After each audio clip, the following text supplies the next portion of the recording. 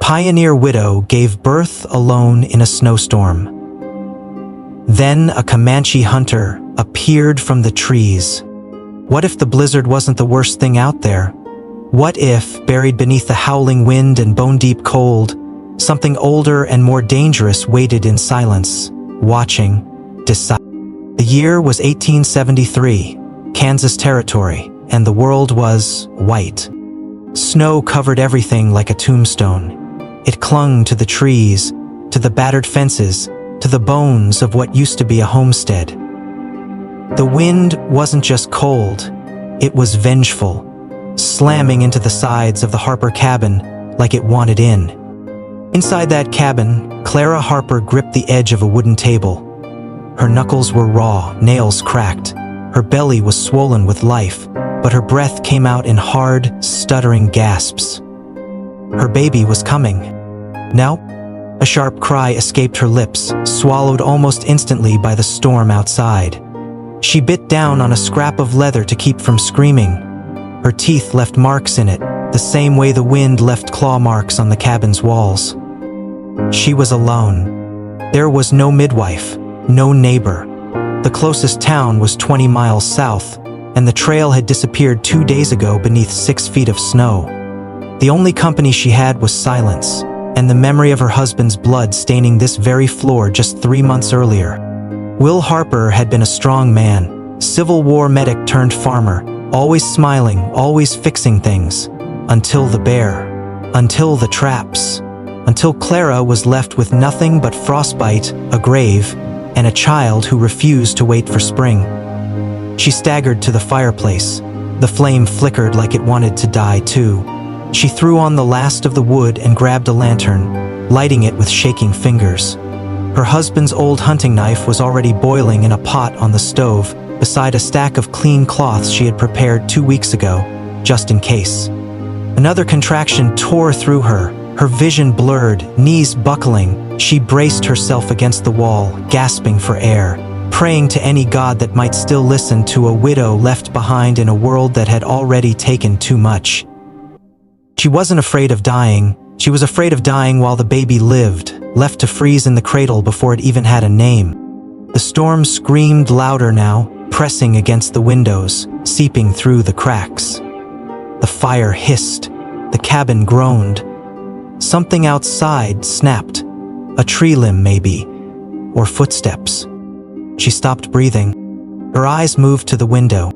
Something was out there. Not a deer. Not a wolf. Something standing. Still. She moved slowly, careful not to trip, one hand on her belly. She peered through a slit in the wooden shutter, wiped the condensation from the glass. A shape. Tall, motionless, cloaked in white and shadow. She backed away, heart pounding in her ears. She reached for the rifle by the door, but it wasn't there. She'd left it on the porch 2 days ago when trying to haul in a bucket of frozen water. It must have fallen. Or worse, a knock. Soft. 3 times. Knock, knock, knock. Not the wind, not a branch. Someone was at the door. She grabbed the hunting knife with both hands and took a deep breath, every muscle screaming. The door creaked open, slowly, like it was being pushed by something with no sense of urgency, no fear. He stepped inside. Snow fell off him like dust from a ghost. He wore a thick fur cloak over deerskin, and snow clung to his boots. His skin was dark, wind-scarred. His eyes were black as coal and colder than the storm. He was Comanche. For a second they just stared at each other. Her fingers tightened around the knife. Her breath came out in fog. The fire crackled once. He didn't speak. He didn't raise his hands. He just looked at the blood on the floor, at the woman trembling, swollen, in pain, and then at the knife she held, like it was the only thing left keeping her alive. He set down his spear, quietly, deliberately, took off his gloves, unwrapped a leather pouch and knelt by the fire. Still not a word. She was frozen, not from cold now, but confusion, terror, exhaustion. And then her knees gave out. She collapsed, gasping. He caught her before she hit the floor. The knife clattered away. She wanted to fight, to scream, to ask what he wanted, but her vision blurred again. His hands were warm, gentle, surprisingly clean. And before she lost consciousness, she saw him reach for the boiling pot, not to hurt her, but to grab the knife, inspecting it like a field medic. Then, everything went dark.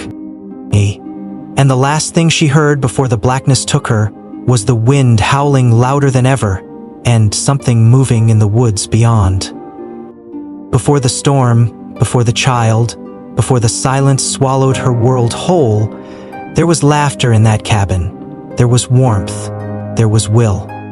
Clara Harper remembered that first day like it had happened yesterday. The sun had been high in the sky as their wagon creaked over the last hill, the oxen snorting steam into the cold March air. Mud clung to the wheels, but Will had laughed like they were rolling into Eden. The land ahead was a patchwork of tall grass and wind, dotted with birch and pine. A place untouched. God's country, he'd said, pulling his cap lower over his eyes. And ours now, Clara. They were newlyweds. She'd married him just 6 weeks after his return from war. His coat still smelled of smoke and blood when she first embraced him in her father's barn. He was all rough hands and tired eyes, but when he smiled, the war slipped away from his face. Will had a plan. They'd claim their 160 acres, build the cabin, plant wheat by spring, raise horses, start a family. There'd be no more orders, no more battlefields, just peace, and space wide enough to bury everything they'd both run from. He carved their initials into the beam above the hearth on the first night, W+C, inside a crooked heart. The winters were harsh. Their first one nearly killed them, but they made it through. By their 3rd year, Clara knew how to shoot, how to dress a deer, how to patch a broken sled. Will taught her everything, not because he believed she'd need it, but because he believed in her. "You've got more grit than the men I fought beside," he told her once, binding her cut finger after she'd skinned a coyote barehanded. "You could have commanded a battalion." She didn't believe him, not then. But now that he was gone, and the storm had come, and her hands were the only ones left to pull a child into the world, now those words came back to her like armor. The cabin had changed. Where once there were tools and laughter, now there were bloodstains on the floorboards and silence. Where once there had been a rifle above the mantel, now there was a cracked photo of Will face fading, frame scorched from when the chimney caught fire last fall. She remembered every corner, every scar on the wood, every creak in the floorboards that told her Will was home. Now every sound just reminded her he wasn't. The night he died, it had snowed just like this. He'd gone out before dawn to check the traps. "Back by breakfast," he'd said.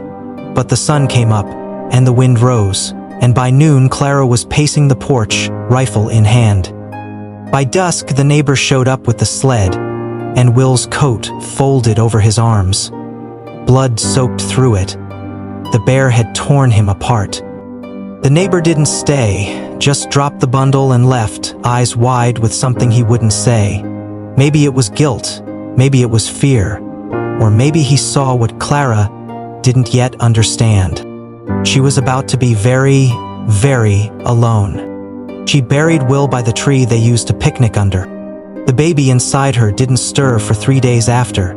She thought maybe he'd died too. But then, one night, just before sleep took her, she felt the smallest kick. A heartbeat. A defiant little thump. She placed her hand on her belly and whispered, "We're not done." She hadn't cried. Not once. Not at the grave, not at the storm. Not when the mule broke its leg and she had to put it down herself. Because crying was for people with options. Clara had none. So she survived. Cut wood every morning, hauled water until the creek froze, sewed mittens from Will's old shirts, studied his medical manual by lantern light each night, preparing for a birth she couldn't afford to get wrong. She counted the days like prison walls, marked the calendar with X's. February came too fast. Then the pain started, and the storm rolled in like a curse. Now she was back on the floor, sweat beading on her forehead, Her body shook with another contraction. The lantern burned low. The stranger, Comanche, silent, unreadable, was still beside her. His cloak steamed in the firelight, melting snow dripping from the tips of his braids. She hadn't dreamed him. He was real. She watched him move, precise, gentle, like a man who knew blood and bones better than most doctors. He didn't ask permission, didn't try to speak. But he didn't harm her. Not yet. Not at all. She didn't know why he was here or how he'd found her. But something in his presence didn't scream danger. It whispered fate. She tried to ask him anything. A name, a reason, a warning. But her voice was gone, her body too weak. All she could do was look into those dark eyes as another pain tore through her, and think, this isn't the end. Something brought him here. Something worse is coming. And somehow, this stranger from the trees might be her only chance to survive it. Night came like a closing fist. The fire burned low, casting long shadows that stretched across the log walls like grasping hands. Wind tore at the shingles and howled around the corners of the cabin, with a sound so human it felt like voices screaming just outside the window. The trees groaned under the weight of ice. Somewhere far off, something cracked. Wood or bone, she couldn't tell. Clara lay flat on her back, soaked in sweat, her hands trembling at her sides. The pain had become constant now, a searing pulse that radiated through her spine and into her legs. Her thighs ached from hours of strain. Her belly felt like it would rip apart. She bit down hard on a piece of cloth, muffling a cry that would have otherwise rattled the rafters. Her breaths came in sharp bursts, each one fogging the air. The cabin had grown colder despite the fire, or maybe her body was giving up. Her eyes darted across the room. The man was still there. The Comanche hunter hadn't left her side, not even for a moment. He'd shed his cloak and now moved bare-armed, bare-handed, as if cold didn't touch him. He'd crushed herbs into a wooden bowl, burned them slowly beside the fire, the smoke curling through the air like incense in a church. He'd prepared the cloths, boiled water again, and checked the blade with the calm exactness of someone who'd done this before. She still didn't know his name, still didn't understand why he hadn't left. But she'd stopped questioning it. Because when she looked at him, she didn't see fear, she didn't see greed. She saw a man who watched everything, missed nothing. His hands were steady, his eyes never panicked. She needed that steadiness. God knew she had none left. The contractions came faster now, closer together. Her body was telling her the time was near. No more waiting, no more praying. The baby was coming, ready or not. She turned her head, eyes meeting the hunter's. "I can't," she whispered, barely audible. He didn't move for a moment. Then, slowly, he crouched beside her and reached out, pressing 2 fingers to her neck, feeling her pulse. Then, without speaking, he placed his other hand over hers. Just a moment of weight, warmth, not control, not force. A gesture.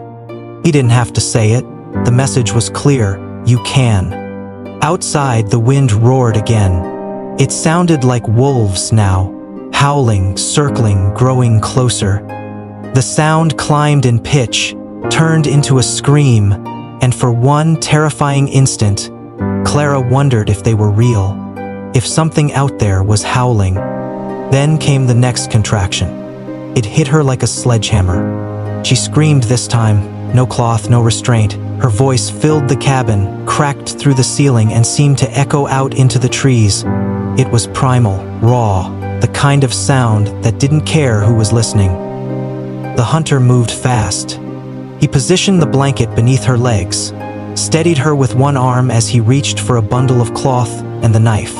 His face remained unreadable, focused. His hands moved like he'd done this a dozen times. He checked her dilation, nodded once to himself. Clara couldn't think, couldn't speak. All she could do was push. Time became water, slipping, folding, lost. She screamed again, this time in pain that tore through her soul. And then, suddenly, a silence. Not just inside, outside. The wind stopped. Dead calm. No trees moaning, no snow hissing against the window panes. Just nothing. The fire popped once, and Clara gasped, heart racing. The hunter's head tilted toward the door. He heard it too. Not wind. Not wolves. Something else. A presence. Standing just beyond the tree line, watching. Clara opened her mouth to speak, but the next contraction stole the breath from her lungs. She gritted her teeth and pushed again, harder this time. Something shifted inside her, a tearing, desperate pressure. And then, a sound. Small, fragile. A cry. Thin and reedy at first, but growing stronger with every second. The baby had arrived. The Comanche moved with stunning speed and precision. He cut the cord, wrapped the child tightly in blankets, and lifted him high enough for Clara to see. A boy. Her boy. She sobbed, not from pain this time, but relief. He handed the child to her gently, with a softness that felt impossible from someone so weathered.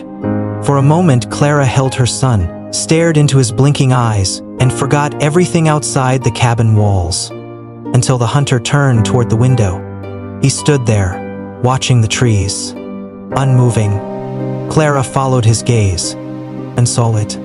A figure, still, tall, standing just beyond the last tree before the open snow.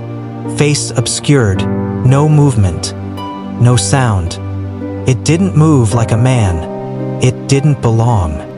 The hunter said nothing. He just reached for his spear.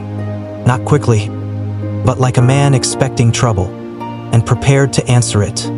Clara clutched her child closer. The wind began to rise again, but now it didn't sound like wolves. It sounded like war. The wind was back, and this time it didn't howl, it growled. It came low and long, like something angry was circling the cabin, dragging claws through the snow. Clara felt it first in her chest, a tremor deep in her ribs, the kind of ancient fear that didn't come from the mind, but from the marrow. She tried to sit up, her newborn cradled to her breast, still slick with birth, breathing in tiny, rapid snorts. The cabin felt darker now, even though the fire hadn't died down. The light just didn't seem to reach as far. The Comanche hunter stood between her and the door. He hadn't spoken once, but every move he made was its own language. He tightened the belt around his waist, reached slowly for his spear, turned just enough to glance back at Clara, but not at her face, at the baby, and then at the blood on the floor. She looked down, more than she remembered. Her legs were slick. The cloth beneath her was soaked through. It wasn't stopping. The afterbirth had come, but the bleeding hadn't. It was like her body was still emptying itself, even though the child was already here. Her arms trembled. She shifted the baby into her lap and pressed a shaking hand to her thigh. Wet. Warm. Too much. She looked up again. The hunter was beside her now. He didn't need to check, he could smell it. His eyes narrowed. He moved quickly, silently, like shadow given form. From his satchel he pulled a bundle of dried leaves, crushed them between his fingers, then reached for a strip of deerskin. He knelt and motioned for her to lift. She hesitated, but only for a second. He wasn't asking to invade. He was trying to save. She winced as he pressed the poultice against her, the sting of crushed nettle and pine biting through the haze. Then he bound it tightly, wrapping the cloth around her waist with one firm tug, then another. She bit down on her own tongue to keep from crying out. Then the baby squeaked. Alive. That tiny sound, fragile but full of life, cut through the fear like sunlight through mist. But outside something answered. A crunch in the snow. A step. Heavy. Deliberate. The hunter froze. Clara could see it now. He wasn't just alert. He was calculating. He recognized that look. Will had it the day the bear came back to the cabin for a second time. Before the shot, before the scream. The hunter slid to the window and lifted the corner of the curtain with the edge of his spear. He watched. Clara couldn't see what he saw, but his stillness told her enough. Whatever was out there, it wasn't lost. It wasn't passing through. It had come for them. He turned, walked to the door, and slowly barred it with a plank. He didn't rush, no panic, just quiet efficiency. Then he reached into his satchel again and pulled out a pouch. Opened it. Ash, charcoal, something black and fine. He stepped to the hearth, dipped his fingers in the ash, and smeared a mark on the stone. Then the walls, then the door. Symbols. Lines crossed with dots. Circles with slashes. Clara didn't ask what they meant, because deep down, she already knew. This was protection, old magic, not superstition, but survival. Something old was watching them, and he was preparing to keep it out. She tightened her arms around her child. The baby fussed. Hungry. She guided him to her chest, let him latch, felt the sharp pull that meant he was strong. She blinked back tears, not from pain, but from awe. Even in all this, the child had chosen to live. Outside, the wind gusted hard enough to rattle the chimney, and in the silence between gusts, she heard it. A whisper, not a voice, not quite, but a sound that crawled along the edge of language, like words too old to be spoken aloud, like the forest itself was breathing. The hunter stood by the fire again. His eyes had gone somewhere else. Distant, remembering something. He spoke for the first time. His voice was low, even. They come with winter, when blood touches snow. Clara stared at him. Who? She whispered, her throat raw. He didn't look at her. Ghosts of men. Wore blue once, not anymore. Then he turned to the fire and tossed in a fistful of sage. The flame hissed, flared green for a breath. Outside, the whispering stopped. The wind shifted. He looked back at her. They smelled your pain, the birth, the blood. She tightened her grip on the baby, suddenly cold all over again. They'll try to come in? He didn't answer. He didn't need to. Another thud hit the door. This time, louder. And not a knock. A hand, a fist, testing the wood. Clara's mouth went dry. She looked to the hunter again, but he was already in motion, extinguishing candles, pushing furniture to the sides. Preparing the room. He handed her the pouch of ash. Draw the mark, he said, pointing to the doorframe behind her. She did. Her hands shook, the lines imperfect, but she drew them. One last time, she asked, "What are they?" He turned toward the door and answered with 3 words. Dead men walking. The marks were drawn, the baby was fed, the fire hissed low like it too was holding its breath, and the cabin was quiet again, but only for a moment. Claire Harper sat slouched against the wall, the newborn tucked against her chest, both wrapped in a quilt that barely held out the cold. She watched the Comanche hunter as he moved through the room like he was part of the structure itself, silent and patient. He wasn't nervous, but he was ready. The ash marks on the walls flickered in the firelight. The room smelled of sage and old sweat, of smoke and blood, and something else, something metallic, faint but growing stronger. Outside, the snow didn't fall gently now. It hit the earth like fists. The wind twisted and curled, slamming into the windows in rhythmic gusts, each one louder than the last. And then, from the woods, a sound rose beneath it all. Voice, not loud, not clear, but there. At first, Clara thought it might be animals, wolves again, maybe. But wolves didn't whisper. Wolves didn't murmur. She crawled to the edge of the bed, cradling the baby in one arm, her other hand searching for the knife she'd dropped earlier. It lay just beneath the edge of a woven rug, blade still warm from the fire.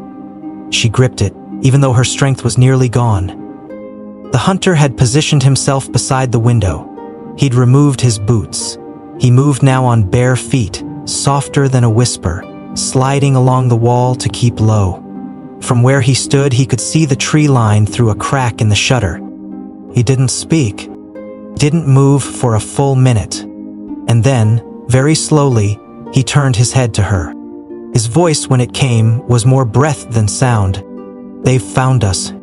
Clara's mouth went dry. Her hand tightened on the hilt of the knife. "How many?" she whispered. He paused, then answered with a look, not of panic, but of grim acceptance. "Too many." Something brushed against the wall outside. Not snow, not wind. 'Twas like a coat dragging along logs. Another thump against the back door this time. The baby whimpered.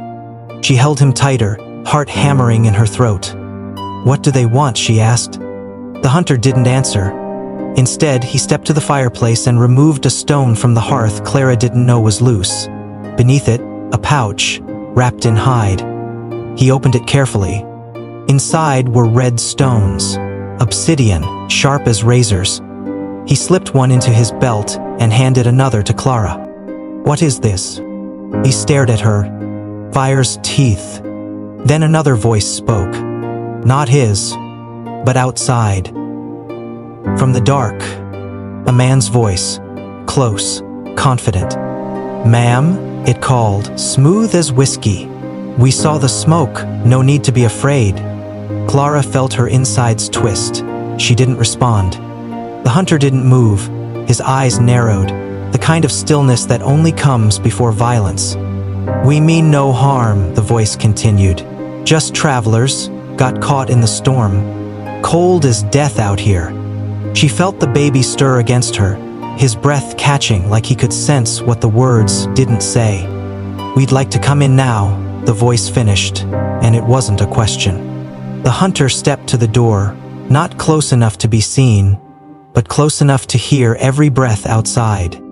Then came the second voice, a whisper, right at the window. "Did you think we wouldn't find you, Clara?" Her blood ran cold. She hadn't told them her name. The hunter's eyes snapped to hers. He saw it in her face, the recognition, the fear. "You know them," he said. "No," she said quickly. "I mean, I don't know who they are, but they know me." The hunter turned back to the door and removed the crossbar. Clara gasped. "What are you doing?" He put a finger to his lips, then stepped back. The door creaked open an inch, just enough to reveal darkness and a figure. Clara's breath caught. It was a man, wearing the remnants of a Union coat, badge still glinting on his chest, but the fabric was rotted, damp. His skin looked wrong. Pale, gray, too thin. His eyes were glassy, yellowed, not living. The hunter slammed the door shut before the man could react and jammed the bar back in place. "They are not men," he said calmly. "Not anymore." Clara backed away from the window, clutching her child like he was the only light left in the world. Outside, footsteps retreated, but not far. Just enough to circle. "They'll wait for sleep," the hunter said. "They always do." She shook her head. "I'm not going to sleep. I can't." He turned to her again. "Yeah, you won't have to." Because now, in the darkness, where the trees swayed like they were alive, and the storm sang like a death hymn, the enemy didn't need to fight. They just needed to wait. But Clara Harper wasn't the same woman she'd been last spring. She was a widow, a mother, and now, thanks to the stranger who'd stepped from the trees with no name and no weapon but knowledge, she was no longer alone. The cabin had turned into something between a sanctuary and a trap. It was warm, barely. Safe, barely. The baby, now wrapped and tucked inside Clara's coat against her chest, had fallen asleep, his breath shallow but steady. He didn't cry. He didn't stir. It was as if he knew on some ancient level that noise could mean death. The hunter stood by the hearth again. His hands, still streaked with soot and flecks of dried blood, moved with quiet precision as he prepared something in a hollowed-out gourd. Herbs, crushed bark, a few drops of something dark that steamed when it hit the fire. Clara watched from the corner of the room. She hadn't sat down since the voices came. Fear had a way of hardening your spine even when your body screamed for rest. Her legs ached, her abdomen burned. She was still bleeding, but less now, thanks to his poultice. He glanced at her briefly, and then back to the fire. "I need to tend your wound again," he said. His voice had weight. Not unkind, but not soft either. Like a stone dropped in deep water. She hesitated. He didn't press. But when her knees buckled slightly as she shifted the baby, he was beside her instantly. Not grabbing, not pushing. She relented, slowly laying herself down on the furs near the fire. The baby remained nestled in her arms. She adjusted the blanket around him with one hand, the other braced on the floor. He lifted the deerskin wrap from her waist and peeled back the dried cloth. She winced but didn't cry out. "It's clean," he said. "Still bleeding, but less." He dipped a cloth into the gourd and wrung out the mixture, then applied it with the same firm, unshaking hands he'd used to prepare the birth. She tried not to flinch. The sting made her toes curl, but it was bearable. "Where did you learn to do this?" she asked, her voice barely more than a breath. He was silent for a moment. "My mother," he said finally. "She delivered many." "You're a healer?" If he didn't look up. "I've taken lives. I know how to save them, too." There was a pause that hung between them, like a knife suspended mid-air. Not accusation, not judgment, just truth. "I've taken lives too," Clara said softly. "Had to shoot a man once, winter before last. He came for our mule. We needed that mule."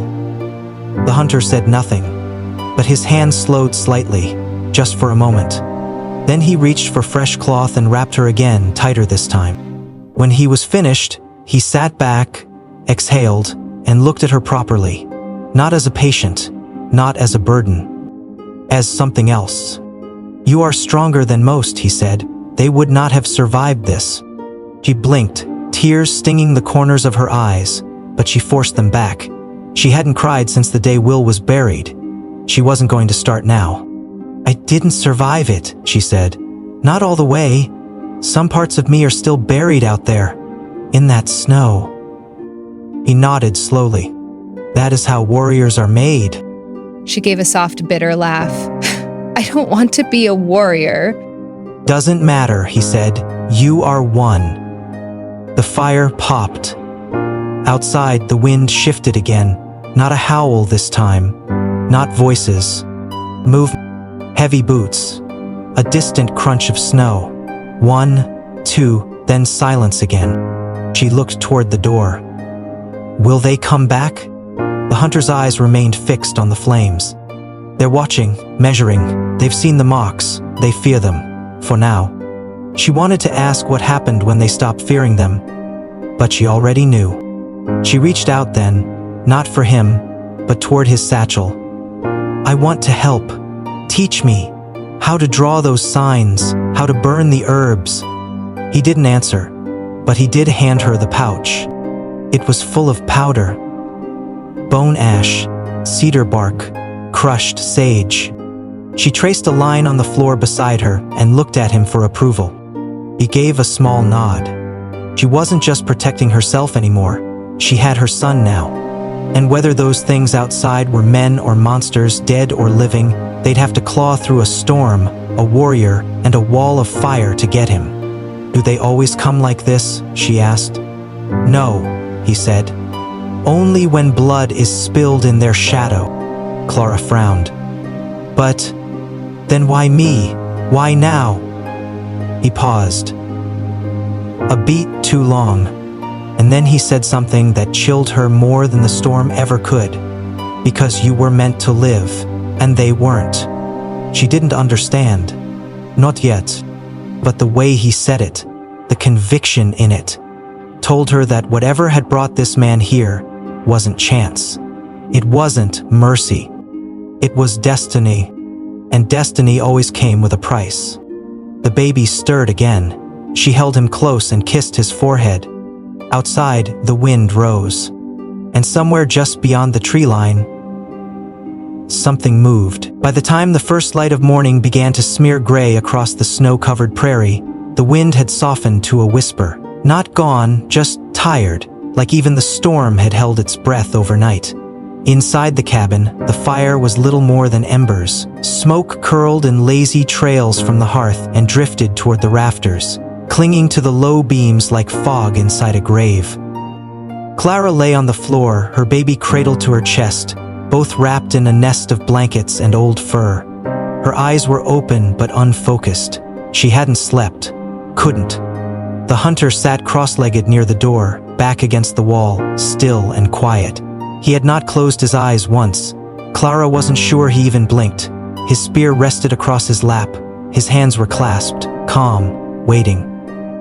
A strange peace had settled between them, like the eye of a storm. But Clara knew peace was never permanent out here, especially not when it came in the company of shadows. She shifted slowly, careful not to wake the baby, and spoke for the first time in hours. "They're still out there." The hunter nodded once. "They're waiting for weakness." He didn't say yours. He didn't have to. "They're not ghosts," she whispered. "Not really, are they?" The hunter turned toward the dying fire, eyes catching what little light remained. "Not the kind that float through walls or moan in the dark," he said. "These are worse. They remember who they were, what they lost, and they want it back." She shivered, not from cold. "You said they wore blue coats," she said. "Soldiers?" He nodded again. "Once. After the war. Some men never stopped fighting. Others didn't know how to live, so they followed each other into the woods. They killed, stole, disappeared into the cold. And now? They're not men anymore, but they remember how to act like them." Clara looked toward the window. The snow outside was clean and untouched. No footprints, no blood. But she didn't feel safe. The baby stirred, whimpering softly. She rocked him gently, her fingers trembling. "I need to give him a name," she said suddenly. "Before anything else happens, he should have a name." The hunter didn't speak, but he watched her closely. "I was going to name him after his father," Clara said. "Will, but that doesn't feel right now. Not after this." She looked up. "Do you have a name?" His gaze didn't flinch. He paused as if weighing something. "Tasui." The name settled into the silence like it belonged there. "What does it mean?" "White knife." She tilted her head, then smiled faintly. "I think my son might carry part of that name, if you'll allow it." Tasawi gave the smallest nod. "Names carry power," he said. "Make sure he earns it." The fire crackled, one last ember flaring bright before fading into ash. Clara looked at the coals, the dying glow. "We need more wood."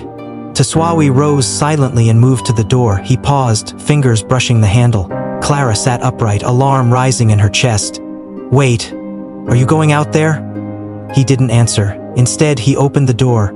No creak, no wind, just a slow shift of cold air that slid in like a ghost's breath. He stepped outside. Clara rushed to the door, careful not to wake the baby, and watched through the crack. Tosawi moved like a shadow, low, controlled, deliberate. He didn't step into open snow. He walked the edge of the cabin where the eaves had kept the ground dry. He vanished behind the corner. Clara held her breath. 10 seconds passed, then 20. A sound, branches snapping. Not far, not close. She tightened her grip on the baby. Then Tosawi returned, dragging a bundle of wood wrapped in tarp. But it wasn't just wood. It was something else, something limp and heavy. Clara stepped back as he came through the door and unwrapped the bundle. A body, half frozen, dressed in tattered black wool, long coat, rifle on its back, no hat. The face was pale, unnaturally so. The eyes were open. Clara gasped.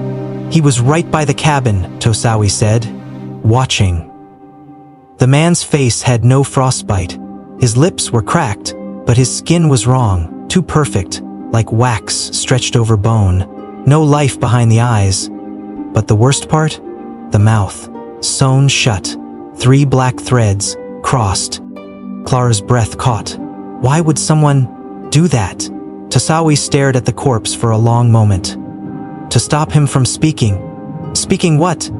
Things no one should hear.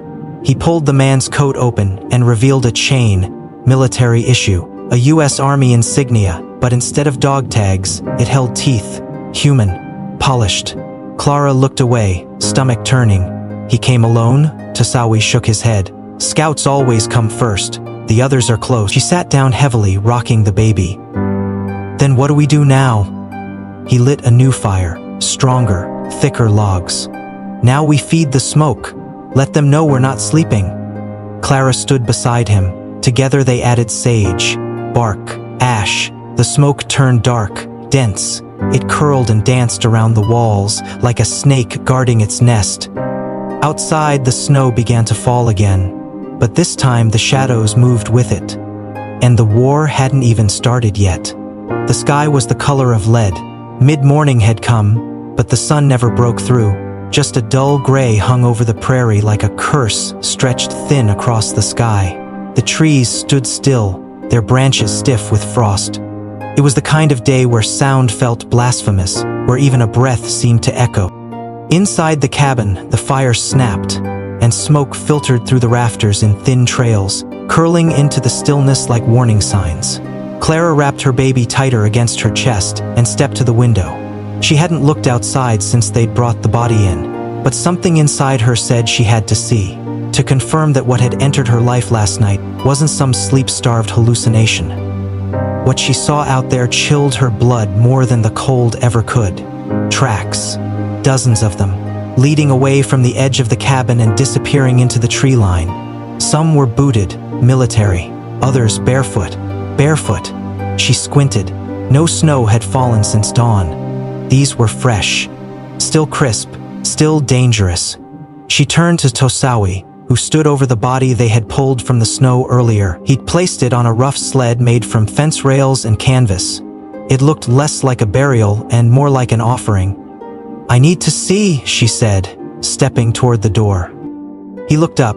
"No, I wasn't asking." Her voice surprised even herself. He studied her for a moment, then motioned toward the child. "You'll leave him?" She hesitated. "No," she said quietly. "He goes where I go." She expected him to argue. He didn't. Instead, he pulled the heavy cloak from the wall, his own, and draped it across her shoulders. It smelled of smoke, leather, and something wild. She didn't thank him. She didn't need to. Outside, the wind had picked up again. Just a breath, but enough to remind them that winter never truly slept. Clara stepped into the snow, boots crunching softly. The cold bit at her face, but the baby remained still in her arms, swaddled in warmth and trust. The tracks were clearer now. Boots, yes, but others too. Drag marks, clawed feet. Something that didn't walk so much as slide. Her gut twisted. Tosawi walked beside her, silent as ever. They followed the prints north, past the birch trees and along the edge of the ridge that overlooked the frozen creek. It was beautiful out here, quiet, the kind of quiet that came before an ambush. That's when Clara saw it. The badge, half buried in snow, glinting dully under a gray sliver of light. She reached for it and brushed away the powder. A star, U.S. Marshal.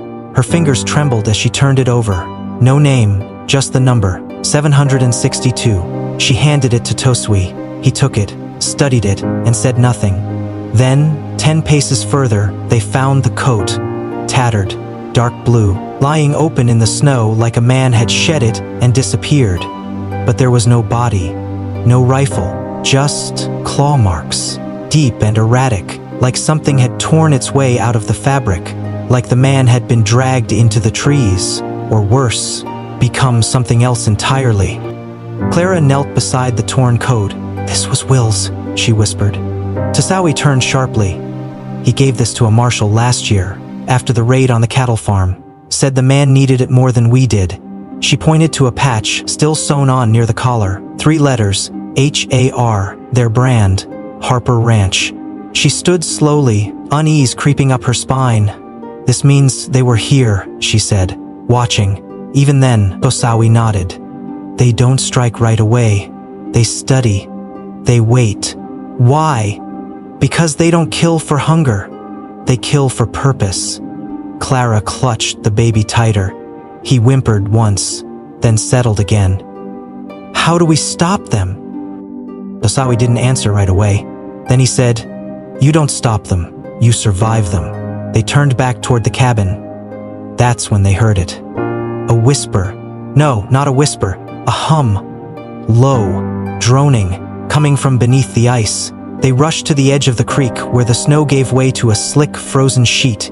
Clara stared down through the translucent surface. Shapes. Below, moving. Not animals. Faces. Pressed against the underside of the ice. Eyes wide, mouths open, staring upward. And then they were gone. She stumbled back, nearly slipping. Tosawi caught her. "They're reminding you," he said softly, "that they can come from anywhere." They walked in silence the rest of the way. Back inside the cabin, Clara unwrapped the baby, inspected his hands, his feet, his eyes. Still warm, still real. Tosawi began wrapping the body again, this time tighter. "What are you doing?" she asked. He looked at her, returning their scout, letting them know we saw. She stared. "You're going to them?" He didn't nod. Didn't smile, just said, "If I don't go to them, they'll come to us."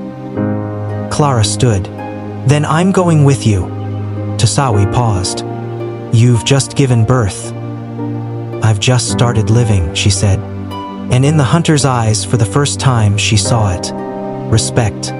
Not just for her grit, but for what she had become. The snow was falling again, thicker now, slower. Each flake dropped like a warning. A slow, soft descent that disguised the danger still curling around the trees like smoke. Clara waited by the window. She'd been standing for over an hour, the baby sleeping quietly in the crook of her arm. The cabin was still, but her nerves were fire. Tosawi was gone. He'd left just before dusk, the bundled corpse of the dead scout tied to a sled behind him. He hadn't asked her permission, hadn't explained, just looked at her with those steady eyes and said one word, "Watch," and then vanished into the white. Clara had asked herself a dozen times since what he meant. Watch for what? For them to return? For him not to? She didn't know which she feared more. The baby stirred, let out a soft grunt, and curled closer into her warmth. She brushed her lips across his head and whispered, "You're safe." But she didn't believe it, not yet. She'd reinforced the marks with fresh ash, added 2 more bundles of sage to the fire. Every creak in the walls made her spin toward the door. Every whisper of wind made her think of sewn-shut mouths and hollow stairs beneath the ice. Then she heard it. Footsteps. Slow. Dragging. She grabbed the rifle Will had left behind. Cleaned, loaded, ready. The firelight flickered. A shadow moved just beyond the window. She raised the rifle, aimed at the door. A knock. Just once. Then silence. She hesitated. Then a voice. "Tosawi," it said, low and even. She rushed to the door and opened it just wide enough. It was him, but not alone. He dragged another sled behind him. This one smaller, wrapped tight in canvas, soaked through with blood. His cloak was ripped, one side of his face was cut and already crusted with ice. But his eyes were the same. Sharp, focused, alive. She stepped aside and helped him through the door. He dropped the sled in the center of the room. "What happened?" she asked. He didn't answer immediately, just knelt by the fire, pulled off his gloves and held his hands near the heat. They were trembling slightly. The first weakness she'd seen from him. "They sent a messenger," he said at last. Clara glanced at the blood-soaked bundle. "That's the messenger?" He nodded.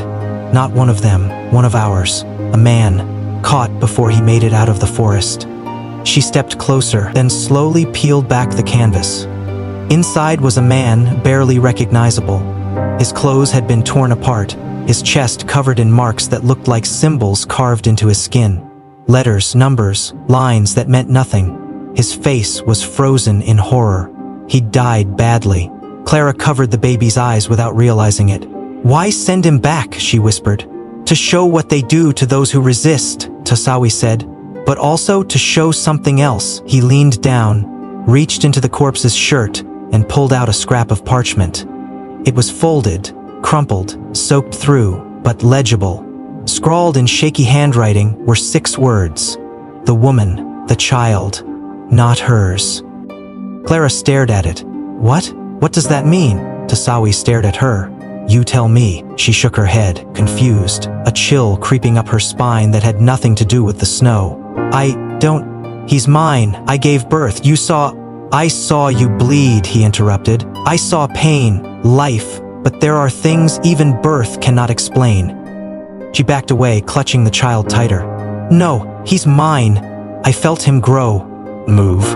Will and I... Her words caught, because something in her, something she had buried beneath instinct and love and pure willpower, had whispered it before. This child feels different. He never cried unless the wind rose. He never flinched at the cold. He never stirred when the dead came close. And now there was a message left in blood that said what no one dared say aloud, not hers. Tasawi stood slowly. They're not after you, he said. They're after him. Clara felt her knees weaken. But why? He stepped toward her, careful, slow. Because he isn't just born, he's chosen. There are old stories of children born during a storm, touched by fire and shadow both. Children who don't scream when death walks past, who don't belong to one world or the next. She couldn't speak. Her arms tightened around the boy. He was warm, breathing, real, and yet...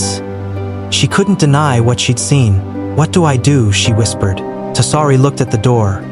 You don't run, you prepare. Because if they come tonight, it won't be to scare you. He pointed to the fire. They'll come to take him. She shook her head slowly. No one is taking him. And in that moment, standing barefoot on the wood floor, blood still drying on her skin, her hair wild, her voice ragged, Clara Harper wasn't a widow anymore. She wasn't a settler. She wasn't prey.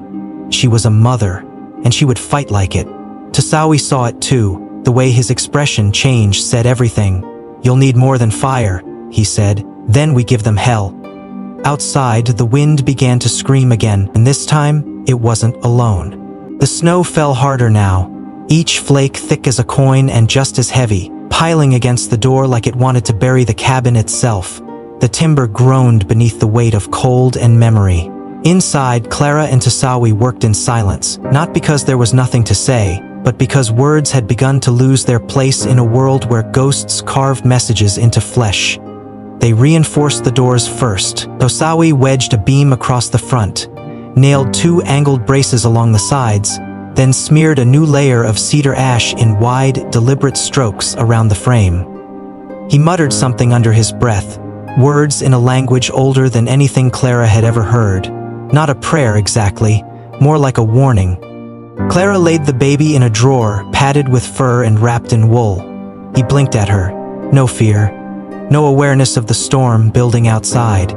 Just calm, contented silence. She whispered to him, I don't know what you are, but you're mine. He blinked once and smiled. A single candle flickered on the windowsill. Clara turned and reached for the iron kettle.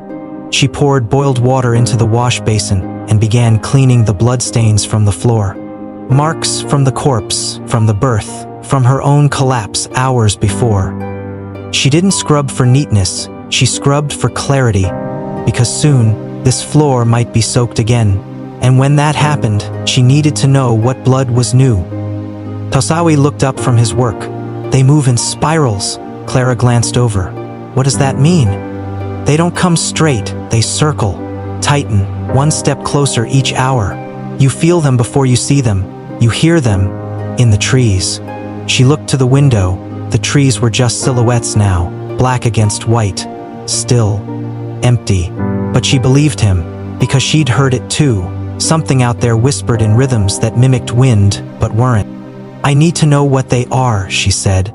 Not what they were, what they are now. Tasawi nodded. You ever hear of the Birch Creek Massacre? She shook her head. After the war, a patrol of Union deserters rode through Comanche lands. Said they were hunting bandits. What they did was butcher a village, burned it in the night, took children, women, stole food, stole names. His hands stopped moving. All of the boys taken that night. He didn't scream when the fire touched him. Didn't cry when they killed his brother. He looked at her. That boy was me. Clara froze. Tasawi stood slowly, unrolling the sleeve of his tunic. He showed her a series of deep knotted scars that ran the length of his forearm, like something had gripped him and never let go.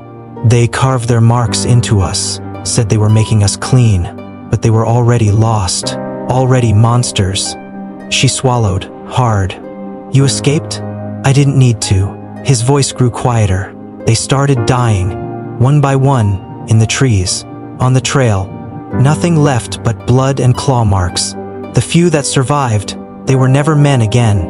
He rolled his sleeve back down. "They forgot how to be." She didn't ask more. Didn't need to. Outside, a sound echoed from the woods. Thud. Then, again. Thud. Like a hammer against the earth. Tosawi moved to the window and looked out, narrowing his eyes. "They've started." Clara moved to the rifle by the door and checked it. Bullets lined up beside it. She loaded 2, then 2 more. "Started what?" "They don't breach, not at first. They draw out the mind, break it." Clara glanced toward the baby, still sleeping. "I'm not breaking," she said. Tosawi looked at her, calm. "I know." The thudding stopped. Silence. Then, singing. Faint. Off-key. A children's lullaby. Coming from the trees. Clara stiffened. "Will used to sing that," she said. Tosawi said nothing. She went to the window, and her breath caught. There, just beyond the tree line, stood a man, tall, broad, wrapped in a union coat, and wearing Will's hat. Her knees buckled. "No!" Tosawi grabbed her arm. "That's not him!" Tears welled in her eyes. "But it looks like him. They'll use anything, any face. They want you to open the door." The figure stepped forward, one slow movement. "Clara!" it called in Will's voice. The baby stirred. Clara turned away, biting her lip until she tasted blood. "No," she whispered. "I bury you." Tosawi pulled her back from the window. "They're testing you. They'll come soon." She wiped her eyes. "I'm ready." They returned to the hearth, prepared oil to pour on the floor, set firewood near every corner of the cabin, because when the time came, they wouldn't just be defending a home, they'd be fighting ghosts made of grief. And grief never died quietly. By midnight, the fire was no longer a source of comfort. It was a weapon. Clara and Tosawi had built the blaze high, fed it steadily, then spread a circle of oil-soaked logs around the interior walls of the cabin. The heat pressed against the backs of their necks, sweat beading beneath their collars despite the cold creeping in through the chinks. The baby remained wrapped and hidden behind a makeshift barrier of water barrels and crates, resting quietly beneath layers of blankets in a hollowed storage chest lined with fur. The flicker of flame painted gold across his sleeping face, but his body barely stirred. He never cried, not once. Clara sat beside him now, a rifle resting across her knees, her fingers gripping the wood so tight her knuckles turned white. "Why tonight?" she asked. Tosawi was at the far end of the room, laying down the last of the cedar ash in a wide ring around the windows. "Because we showed them fear and then defiance." She looked at the fire. "Will it be enough?" "It won't stop them," he said, "but it'll slow them, hurt them." Clara stared into the flame. Her reflection danced in the iron kettle, warped and wild-eyed. A woman she didn't recognize anymore. Not the schoolteacher from back east. Not the giggling bride in prairie lace. This woman was smoke-stained, blood-worn, unbreakable. "Then we hurt them first," she said. A gust of wind slammed against the cabin, and with it a shriek, long and high, like a man being burned alive. But the sound didn't fade. It grew, louder, closer. Clara stood. "They're here." Tosawi nodded once and lifted his spear. The candles blew out. All at once, the fire sputtered, dimmed and flared high again like it had been starved of oxygen and was suddenly fed. Shadows leapt up the walls, stretching like fingers. And then, a bang on the roof. Another on the back door. Footsteps above. Hands scraping the walls. They were all around them. Tosawi didn't flinch. "Stay behind the ring," he ordered. Clara pulled the baby's box closer, kneeling behind the barrels. She cradled the rifle, cocked it, and pointed toward the door. They waited. The cabin creaked under pressure. Nails popped. The wind roared. Then, the front window shattered. Glass flew inward in a spray of ice and shards, and something crawled through.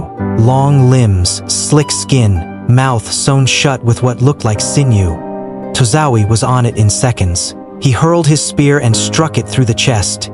It didn't fall, it spasmed, then hissed like steam pouring from a crack in hell. He leapt forward and yanked the spear free, spinning it around and slashing the creature's throat. The body crumpled, then burst into ash. Outside, more screams answered, louder, higher. Clara raised her rifle, just as a second figure charged through the doorway, knocking aside the beam with inhuman strength. She fired. The shot hit it square in the neck. It stumbled, hissed, but didn't fall. She fired again. This time the head exploded, and the creature fell in a pile of blackened dust. Tozawi slammed the door shut, wedging the bar back into place. "We can't hold them forever," Clara shouted. "We don't need forever," he growled, pulling a sack from his satchel and scattering the contents into the fire. The flame roared green. The shrieks outside faltered, just slightly.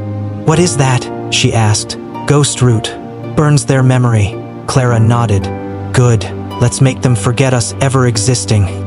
The roof groaned again. More footsteps. Then claws digging. "They're coming through the ceiling." Clara dragged a crate beneath the rafter and climbed up, pushing the rifle barrel toward the sound. The boards buckled once, twice, then a hand punched through. Pale, broken nails, tendons exposed beneath translucent skin. She screamed and fired straight up. The hand disappeared in a mist of blood and snow. But the gap remained. Tozawi threw her a second spear, shorter, thicker. "Jam it in," he yelled. She rammed the spear into the opening just as another set of fingers curled through. This time, they scraped, but couldn't breach. Then silence. For a moment, the whole cabin paused. No wind, no screams. Just the fire crackling and the sound of Clara's heartbeat drumming in her ears. She looked at Tozawi. "Is it over?" He stared at the wall. "No." The back wall exploded inward. Not a window, not a door, the entire wall. It caved like wet paper, wood shattering outward in a hail of splinters. 3 figures charged in, all with mouths sewn shut, all wearing remnants of uniforms.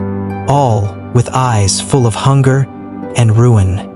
Clara fired, took one in the face. Tozawi slashed at the second, took a bite to the arm but kept swinging. The third headed straight for the baby. "No!" Clara screamed. She hurled herself across the floor, tackled the thing from the side. Her shoulder exploded with pain, but she didn't stop. She drove the bayonet into its eye. Once, twice, a third time, it convulsed, then collapsed. Ash covered her. Tozawi groaned, pushing himself to his feet, blood dripping from his arm. "We hold," he said through clenched teeth. Clara looked around at the wreckage. "Then let's make them pay for every inch." And through the smoke, the fire, the ruin, the hunter smiled. Not wide, not cruel, but with pride, because this was the fire line, and she was no longer defending, she was commanding. The world beyond the cabin was gone now, buried beneath snow, shadow, and smoke. Only the fire inside kept the dark from swallowing them whole. Clara's arms ached, her lungs burned. Every bone in her body screamed to collapse, to lie down, to rest. But she didn't stop, couldn't. The baby was still alive, so was she. Tozawi had slumped near the hearth, binding the bite on his arm with the last of the clean cloths. His face was pale, lips tight with pain, but his eyes hadn't dulled, not yet. Outside the cabin, the wind was dying. Not naturally, not peacefully. It was pulling back, like something breathing in, gathering strength for one final strike. Clara stood in the middle of the ruined room, rifle in hand. Blood splattered across her coat, soot staining her face. Bodies, what was left of them, lay in piles of ash and shattered bone around her. The baby cried once, sharp and clear, not in fear and protest. Like he, too, knew this wasn't over. Tozawi looked up. "They're testing the birch line." Clara turned. "What does that mean?" He motioned toward the trees beyond the north window.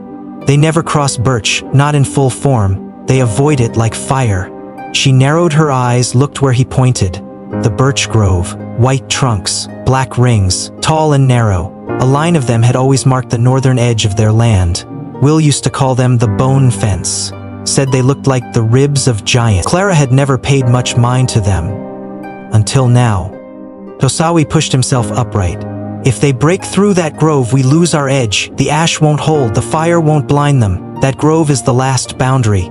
Clara's hands tightened on the rifle. Then we don't let them through. She grabbed her coat, wrapped the baby snug in her scarf, and slung her husband's revolver across her belt. Tosawi blinked.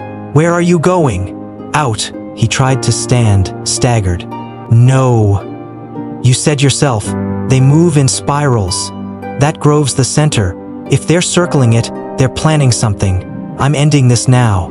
Tosawi stared at her. You go, they'll come for you. She looked at him flatly. They already have. Then she opened the door. The cold punched her hard, but she didn't flinch. Snow whirled around her like ash in the wind. Her boots crunched through fresh powder. Every step felt like walking through the edge of a dream. Too still, too quiet. She moved fast, past the fences, past the well, toward the white line of birch trees like ghost sentinels in the gloom. Behind her, the baby didn't cry. He watched, alert, aware, like he knew. Clara reached the grove. Everything felt different here. The air was tighter, the snow deeper, and around the trunks, no tracks, no disturbance, as if even the blizzard respected this place. Then she saw them, eyes, dozens of them, reflected in the dark between trees. They didn't blink, didn't move, just watched. Clara raised the rifle. I know you're there, a low rumble answered. Then one of them stepped forward, not crawling, not twisted, but tall, regal. He wore no coat, just a tattered uniform shirt. Strips of bone hung from his belt. His mouth was not sewn shut, but wide open, revealing black gums and yellowed teeth. His skin stretched too tight across his skull. He raised a hand, spoke. You took the child. Clara held the rifle steady. He was born to me. That child is not yours, and she didn't move. He's mine now. The figure tilted his head. He belongs to the in-between. He was promised. Clara stepped forward. To who? The figure grinned. To the ones who remember, the ones who were left behind. The war made us monsters. The woods made us gods. More shapes emerged behind him, shadows with glowing eyes. The child belongs to the dusk. Clara took another step, voice rising. Then come and take him. The figures hissed. The leader stepped forward, but didn't cross the birch line. You stand behind old magic. Clara reached down, pulled her revolver and fired.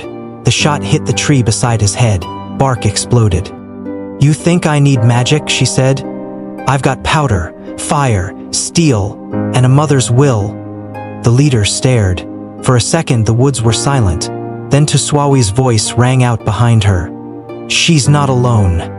He stepped from the cabin, leaning on a spear, blood seeping through his sleeve, but standing. He raised his hand. A torch lit in the distance. Then another, and another. All around the grove, a ring of flame set by traps and soaked lines caught the snow on fire. The birch glowed like white-hot iron. The creatures screamed, real, angry, afraid. Tosawi limped to her side. We end it here. Clara nodded. The child in her arms opened his eyes, golden, shining, watching the flames. And for the first time, Clara didn't feel fear. She felt purpose. She raised the rifle again. This grove is ours, and when the creatures charged, teeth bared, eyes wild, she fired first, and Tosawi followed. The first shot echoed like thunder across the grove. Clara's hands didn't shake. The recoil pushed her shoulder back, but she held firm, just like Will had taught her. Aim with your whole body, breathe with the land, pull when the soul tells you. The creature she hit staggered mid-charge. It didn't fall, not right away. It thrashed, mouth open wide, rows of black teeth glinting under the firelight. But then it crumbled, collapsing into a burst of ash that scattered into the wind like torn parchment. Another screamed from behind a tree. Tosawi was already moving. Even with a wound in his arm, he fought with terrifying grace, his spear slicing through air and snow, striking with precision. He swept the legs from the attacker, spun and brought the butt of the shaft down on its skull. A wet crack followed. Another corpse. Another silence. But there were more, so many more. Figures moved like smoke between the trees, some crawling, some walking upright, all wrong. Their movements had rhythm, but no life. As if remembering how humans used to move, but forgetting the purpose behind it. Clara fired again, and again. She dropped 3 more before the hammer clicked on an empty chamber. No time to reload. She ducked, grabbed her husband's revolver, and spun toward the sound of footsteps behind her. One of the things was nearly on her, mouth unstitched, black tongue slithering. Clara fired from the hip. The bullet struck the thing right between the eyes. The impact threw it backward into the snow with a shriek that gurgled into silence. She didn't stop. Another came from her left. This one wore a Union sash across its chest. She pivoted, pulled the trigger. Click, empty. She stepped back, then remembered the knife. Her husband's skinning blade tucked behind her belt. She drew it just as the creature lunged. It tackled her into the snow, claws ripping through her coat, teeth snapping inches from her throat. The cold hit her like a slap. She gritted her teeth, shoved her knee into its gut, and drove the blade up beneath its chin. It spasmed once, then fell limp. She pushed it off and rolled to her feet, breath ragged, blood dripping from her lip. Tasawi appeared at her side, dragging another body. "You still standing?" he asked. "Not for long," she muttered, reloading the revolver with trembling fingers. The baby cried in the distance, sharp, fearless. It didn't sound like fear, it sounded like rage. They both turned. One of the creatures had broken through the back trail, was almost on the cradle where Clara had hidden the child. Taswari roared, leapt forward with his spear raised. But he wouldn't make it in time. Clara's breath caught, and then time slowed. The world narrowed. There was the creature, there was the baby, and there was her. Between them. She didn't think, didn't aim. She ran. Every step burned, every breath clawed at her chest, but she moved. She reached the cradle just as the creature lunged, its claws stretching forward to snatch the child.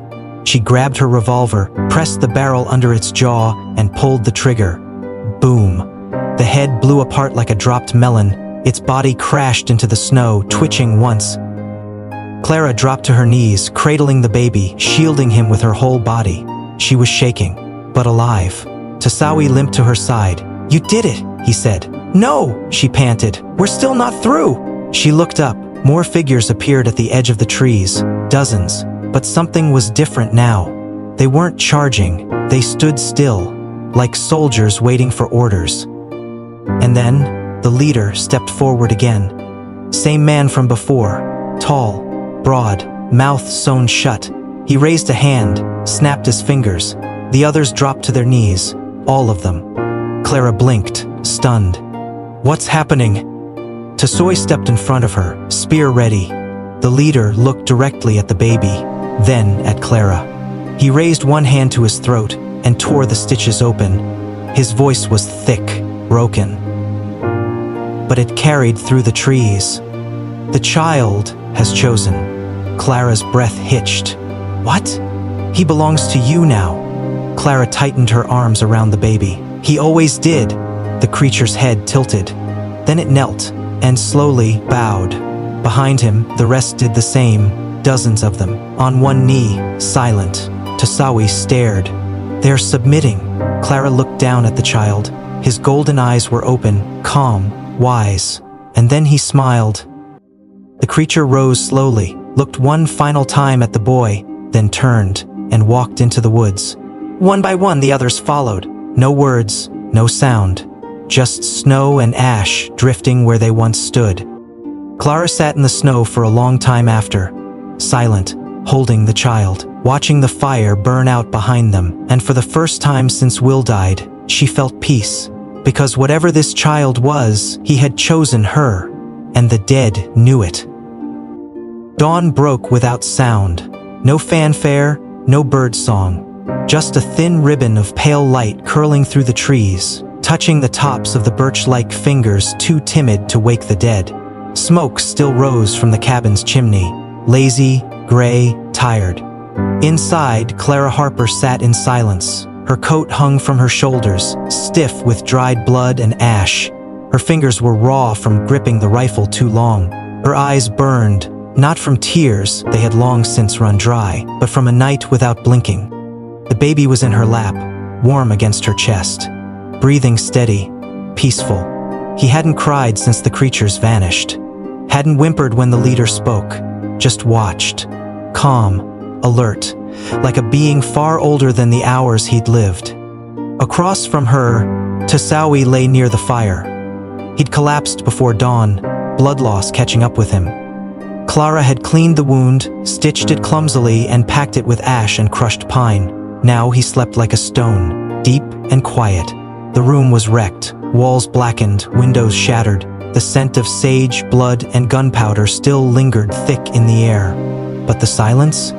It wasn't threatening anymore. It was healing. Clara turned toward the fire and stirred the coals. She added a stick of birch, watched as the smoke climbed again. Then she reached for something. Will's old tobacco tin. She hadn't opened it since the day he died. Inside were scraps of parchment, ink-stained twine, and one thing that made her pause. A name tag, from his uniform, back when he served. W. Harper. She smiled faintly and held it in the flame until it curled and burned, edges glowing orange before crumbling into dust, not in bitterness, but in release. This child wouldn't carry Will's name, not because he wasn't worthy, but because the boy had his own, and she knew it now. She reached for a scrap of cloth and dipped her finger into the ash, pressed it gently to the baby's forehead, and whispered, Ashwin. The word came from nowhere, not English, not Comanche, something between. It meant nothing she could define and everything she understood. The child blinked up at her, golden eyes catching the firelight. She looked to Tsawi. He stirred, groaned, pushed himself upright. His voice was hoarse. You named him, she nodded. Ashwin. Tsawi repeated it under his breath. The one between. Clara's eyes met his. Between what? Between light and dark, blood and flame, life and something else. She swallowed. I didn't ask for this. No, Tsawi said, but it chose you anyway. They sat for a long time, listening to the fire crack. Finally, Clara asked, What happens now? Tsawi reached for his spear. His grip wasn't as firm as last night, but it was still steady. They won't return, not soon, maybe not ever. Why? He looked at the baby. Because they saw what he is, what you are. Clara frowned. What am I? You're his mother. He stood slowly, wincing, and limped to the doorway. Outside, the snow was melting where the fire line had been, revealing scorched earth and blackened roots. The tracks were still there, the spirals, but now they all pointed away. They weren't circling anymore. They were leaving. Tsawi looked back. There are stories, he said, of women who bore warriors meant for more than war, protectors, judges, walkers of both worlds. Clara shook her head. I'm just a widow. He tilted his head. Not anymore. She rose, baby in arms, and walked to the door beside him. The forest was no longer haunted. It was just trees again, just snow and wind and memory. Ashwin squirmed, opened his mouth, and let out a sound halfway between a laugh and a growl. Clara looked down. He was watching the horizon, eyes wide, curious. Tsawi pulled a strip of hide from his pouch, scratched something into it with charcoal, and handed it to her. It was a name, his. Tsawi, she read aloud. He nodded. She tucked the strip into the baby's blanket. Someday, she said, he'll know what you did. Tsawi stepped out onto the porch. And someday, he said, he'll have to decide what kind of man to become. He turned to her one last time. You've already taught him the first thing that matters. What's that? To choose his own name. He descended the steps into the snow, not looking back. The trees accepted him like a brother returning home. Clara stood there, watching him vanish, then turned to the baby and smiled. Let's write your story now, she whispered. The smoke above the cabin rose straight and strong into the sky, and for the first time in a long, long while, it carried no names of the dead. only one name. New. Living. Ashwin. Spring didn't arrive all at once. It crept in slow, shy, like it was afraid of what had happened over the winter. The snow didn't melt so much as retreat, pulling back from the trees, the trail, the cabin's crooked porch, as if to say, I saw nothing. Clara Harper stood with her son on her hip, watching the thaw from the doorway. Ashwin was heavier now, stronger, only weeks old but already more aware than most men. He tracked birds with his eyes, grabbed her finger when coyotes howled, slept only when the moon was high and full. She'd stopped questioning it. He was hers. That was enough. The land had changed, too. The birch trees, once bare, now held the beginnings of green. The fire line they'd carved through snow and ash was gone, but the blackened roots remained, curling like charred veins in the earth. Nothing grew in that ring. Clara didn't try to plant there.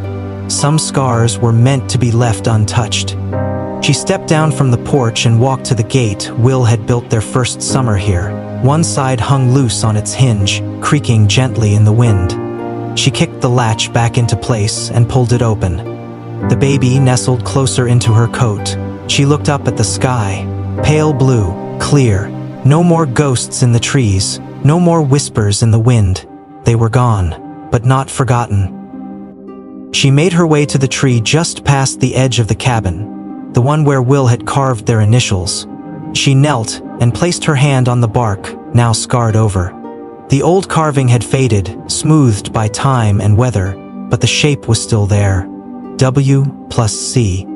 She smiled softly. I did it, Will, she said. We made it. The baby stirred, looked up at her, then pressed his forehead into her chest and sighed. Not like a baby. Like a man, letting go of a weight.